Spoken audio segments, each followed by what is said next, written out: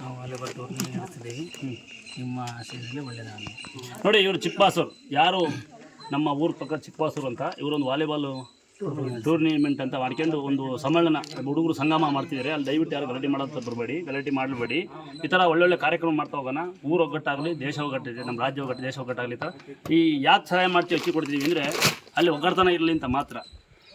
ಅಲ್ಲಿ ತೋರಾಣಿಕೆ ಅಲ್ಲ ಅಲ್ಲಪ್ಪ, ಅದು ಗ್ರಾಮಕ್ಕೆ ಮಾದರಿ ಆಗಬೇಕು ಹೊರತು ಅದು ಕಳಂಕ ತರಬೇಡಿ ಆಯ್ತಾ. ಒಂದ್ಸರಿ ಇವರಿಗೆ ಒಂದು ದೇವ್ರು ಒಳ್ಳೆದಾಗಲಿ ಅಂತ ಹೇಳಿ ಒಂದು ಆಶ್ರಮ ಮಾಡೋಣ ಎಲ್ಲ ಒಬ್ಬರು ಅಕ್ಕಿ ಕುಡಿಸ್ಕೊಂಬಿಡಿ, ಕೈ ಆಗಲ್ಲ. ಒಂದು ಕೊಡಪ್ಪ